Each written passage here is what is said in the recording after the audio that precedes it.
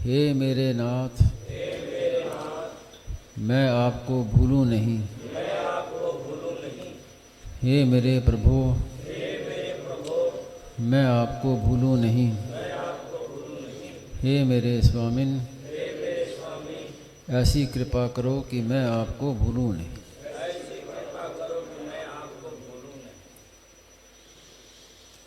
श्रीमन नारायण नारायण नारायण,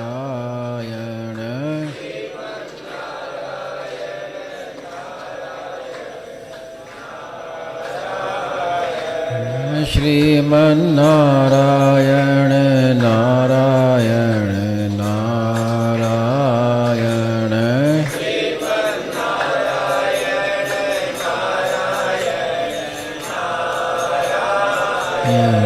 श्रीमन नारायण नारायण नारायण,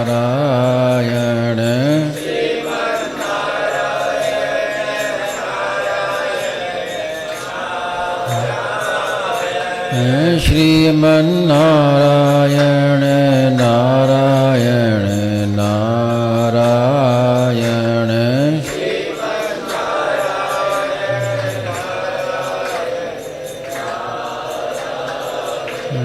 श्रीमन नारायण नारायण नारायण,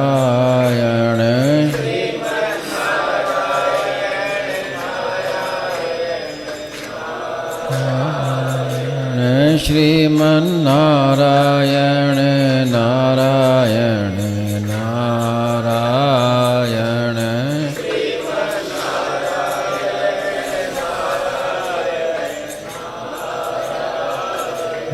श्रीमन नारायण नारायण नारायण,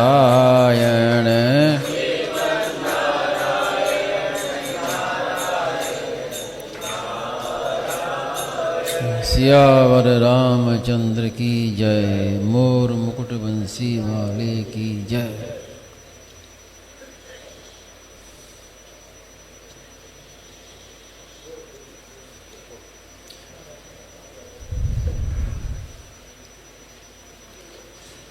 एक ही बात है और उसी को हम कई बार सुन चुके हैं और आगे भी सुनते रहेंगे, लेकिन खास बात यह है कि जो हम सुन रहे हैं उसको स्वीकार कर लें। कमी यहाँ पर है। वासुदेवः सर्वम, परमात्मा ही सब कुछ है, परमात्मा के सिवाय कुछ भी नहीं है। सद सच्चा हम अर्जुन। तो ये हमने इस विषय में बहुत सुन लिया, विचार कर लिया। अब कहने योग्य कुछ बाकी बचा नहीं। एक ही बात बची है कि इसको हम स्वीकार कर लें, मान लें। और जब तक मानेंगे नहीं तब तक जीवन भर सुनते रहो। तो इसको मान लें, उसके बाद भी भले सुनते रहें, कोई फर्क नहीं पड़ता। दृढ़ता से मान लें। लेकिन बार बार सुनने पर भी मानने में बात क्यों नहीं आती कि हमारी बुद्धि जो है वो भोग और संग्रह में लगी हुई है। और भोग और संग्रह में लगने का तात्पर्य है कि संसार को सत्ता दे रखी है, शरीर को सत्ता दे रखी है। कारण कि संसार को स्थायी माने बिना, संसार की सत्ता माने बिना भोग हो ही नहीं सकता। तो जब तक भोग बुद्धि है, संग्रह बुद्धि है, तब तक ये बातें वासुदेव सर्वम वाली सुनने पर भी इनकी स्वीकृति नहीं होगी। और अगर स्वीकार कर लें तो तत्काल प्राप्ति है। स्वामी जी महाराज ने कहा ना कि परमात्मा की प्राप्ति तत्काल होती है। तो तत्काल प्राप्ति क्या है? वासुदेवः सर्वम। यह तत्काल प्राप्ति है।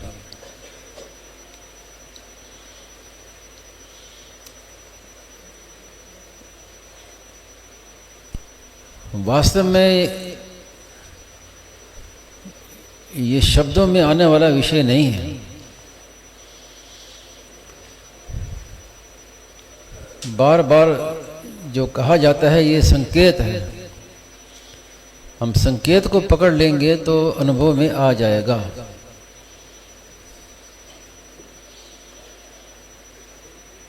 एक उदाहरण के रूप से समझें,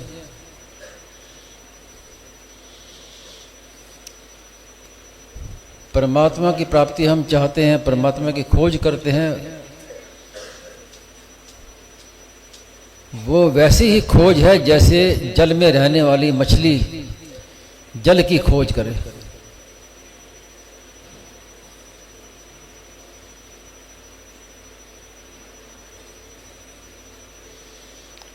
और जब जल उसको दृष्टि चली है जल में,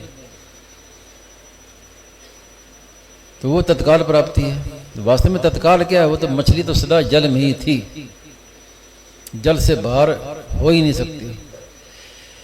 लेकिन जल में रहते हुए जल की खोज कर रहे हैं, ये हमारी दशा है। नित्य प्राप्ति की खोज कर रहे हैं।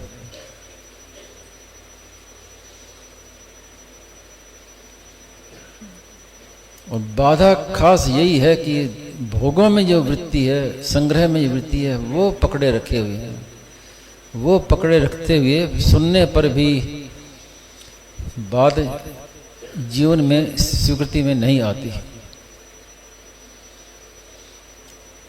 इसलिए स्वामी जी महाराज बार बार इस बात को कहते हैं कि अपना संबंध भगवान से जोड़ो, संसार से नहीं।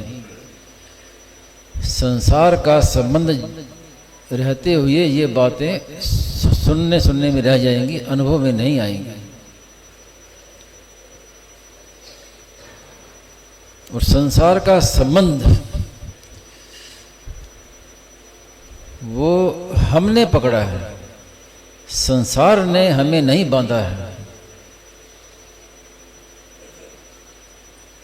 संसार तो हमसे छूटना चाहता है, हम संसार को पकड़ते हैं, वो छूटता है, भागता है वो।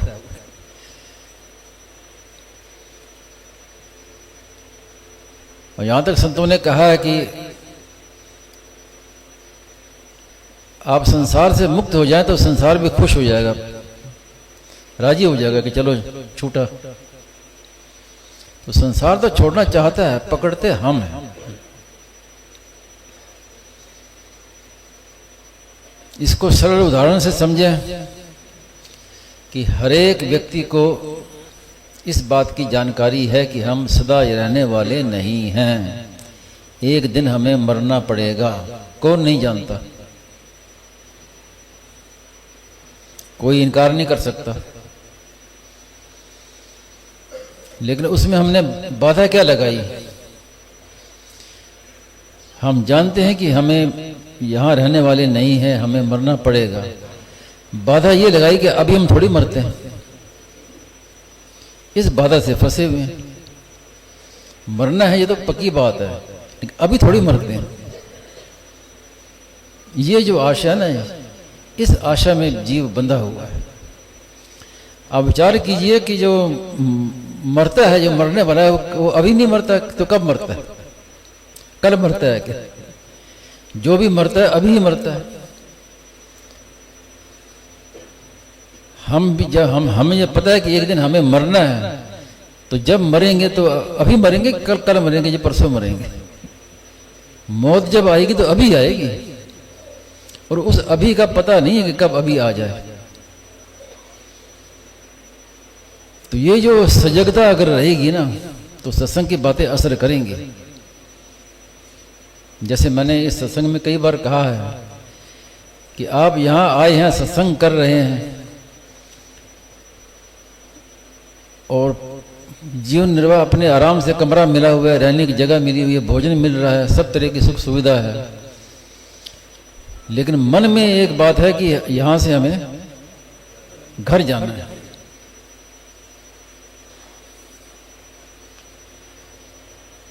अगर यही भाव आप घर में रख लें, घर में रहते हुए भी कहीं हमें यहाँ से जाना है, तो बहुत साधन हो गया, बहुत बड़ा काम हो गया।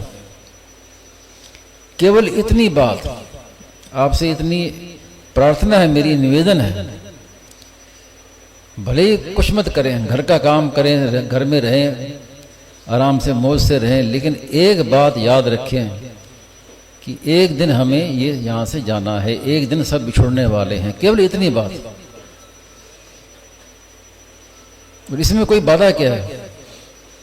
ऐसा नहीं है कि कोई साधन बताया है कि इतना लाख नाम जप करना है, इतने घंटे समाधि लगानी है, ध्यान करना है, कुछ नहीं। जैसे यहाँ मन में हर समय रहती है, बिना याद किए मन में रहती है कि भी यहाँ से हमें जाना है, यही भावना घर में रहते हुए हो जाए। अब सबकी सेवा करो, प्रेम पूर्वक सबका आदर करो, सम्मान करो, सब व्यवहार करो यथा योग्य, लेकिन ये सब बिछुड़ने वाले हैं, इतनी बात बस मन में आप रखिए। बस ये कोई मामूली बात नहीं है, इससे बहुत बड़ा काम हो जाएगा। स्वामी जी महाराज कहते थे कि मुख्य बाधा क्या है कि हम संसारी हैं और परमात्मा को प्राप्त करना है, ये बाधा है।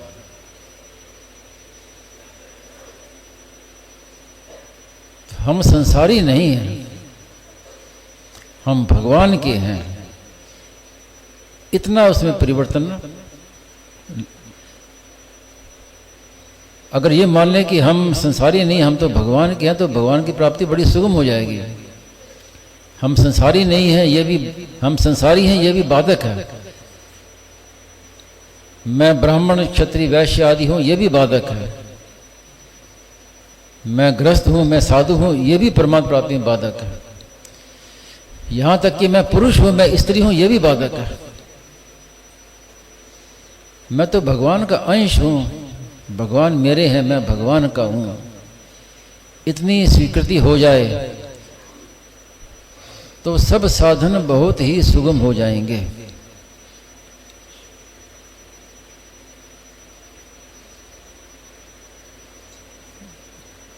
और मृत्यु का कुछ पता नहीं है, एक क्षण का भी पता नहीं है।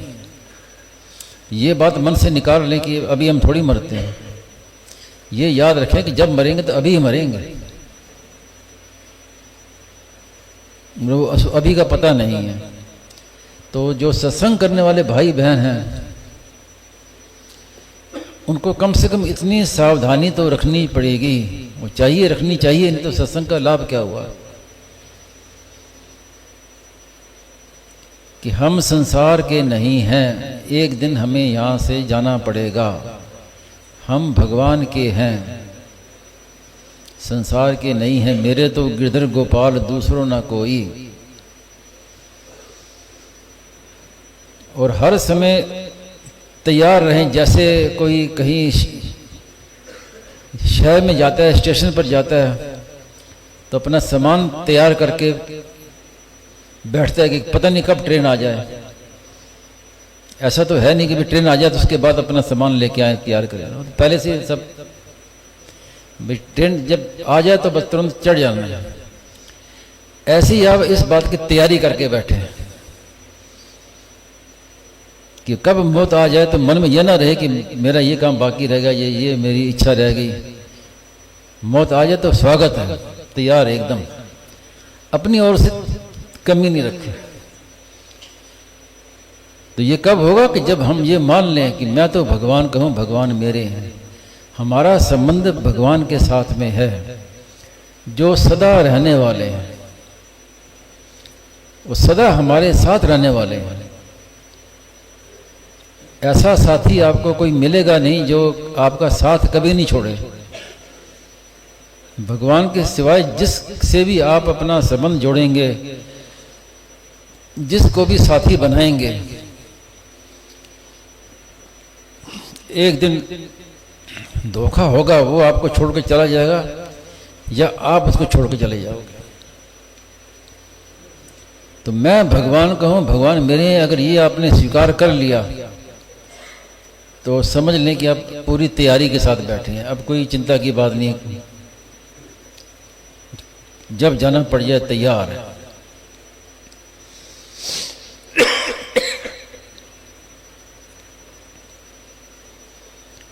और संसार के साथ संबंध हमारा नहीं है, तो इसका तात्पर्य कई बार कहा है कि इसका तात्पर्य यह नहीं कि हम साधु बन जाएं, संसार को छोड़ दें।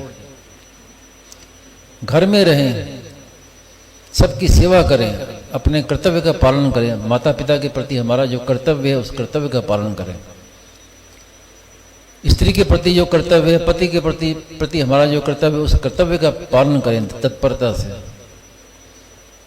बालकों के प्रति हमारा जो कर्तव्य है उस कर्तव्य का पालन करें। बड़े प्रेम पूर्वक व्यवहार करें सबके साथ में। किस दृष्टि से व्यवहार करें कि ये मेरे तो नहीं है लेकिन भगवान के तो हैं ही। जितने भी जन हैं वो सब बिछुड़ने वाले हैं, मेरे नहीं हैं, लेकिन भगवान के तो हैं ही। तो जब भगवान मेरे हैं, मैं भगवान का हूं, तो भगवान की भी चीज हमें प्रिय लगेगी ना। जब हम भगवान के साथ अपना संबंध मानेंगे तो भगवान की हर चीज प्रिय लगेगी। भगवान की कथा प्रिय लगेगी, भगवान से संबंधित गंगा आदि प्रिय लगेगी, गीता प्रिय लगेगी, रामायण प्रिय लगेंगे, क्योंकि हमारे प्रभु की है। तो ऐसी ही जो हमारे संपर्क में जितने भी हमारे संबंधी हैं, कुटुंबी हैं, परिवार हैं, वो सब भगवान के हैं, तो उनसे प्रेम करो। हमारे नहीं है लेकिन भगवान के तो है ही। तो इस प्रकार प्रेम पूर्वक व्यवहार करोगे, सेवा करोगे, तो बड़ी सुगमता से परमात्मा प्राप्ति का अनुभव हो जाएगा।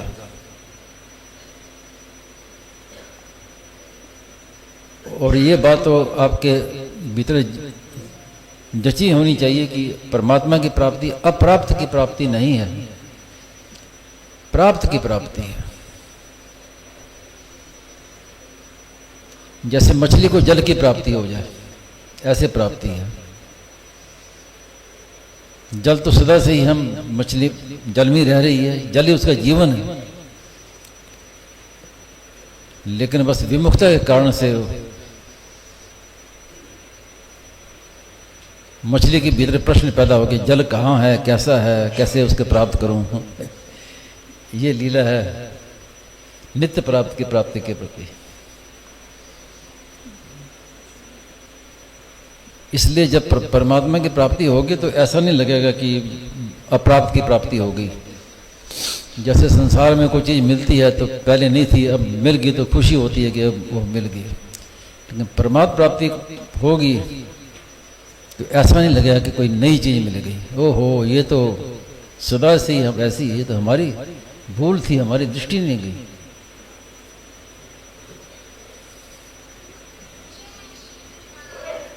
तो इस प्रकार सावधानी रखते हुए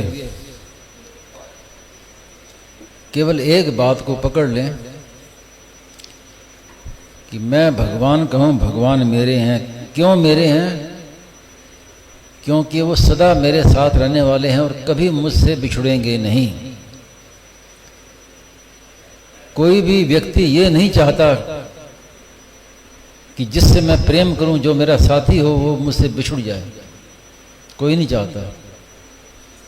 तो ऐसे साथी जो सदा साथ में रहे, कभी बिछुड़े नहीं, वो एक भगवान ही हैं। उनके सिवाय जो भी है संसार में सब बिछुड़ जाएगा, आप पकड़ के रख सकोगे नहीं।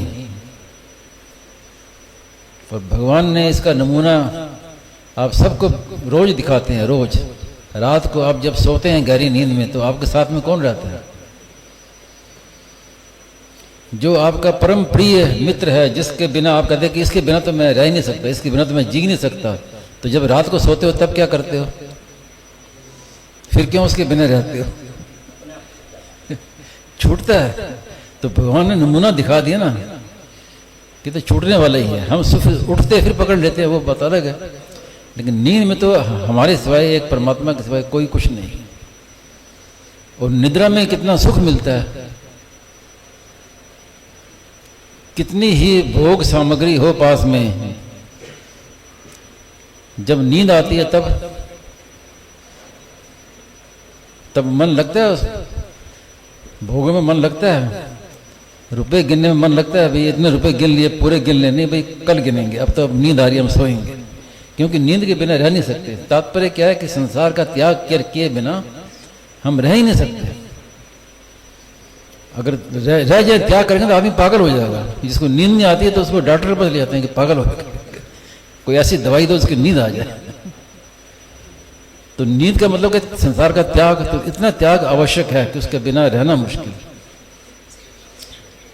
तो ऐसी अगर मन से संबंध का त्याग हो जाए तो कितनी शांति, कितना आनंद है। जैसे सुषुप्ति में एक आनंद आता है, वो आनंद हर समय जागृत अवस्था में वैसी आनंद है। और वो आनंद तभी होगा जब हम अपना संबंध भगवान से जोड़ लेंगे। मेरे तो गिरधर गोपाल दूसरों न कोई। अब इस विषय में क्या कहें? जीव ईश्वर का अंश है तो वो टुकड़ा नहीं है। टुकड़ा कैसे नहीं, तो इसको थोड़ा सा समझाइए। जैसे एक महाकाश और घटाकाश, आपने सुना है? घटाकाश, महाकाश।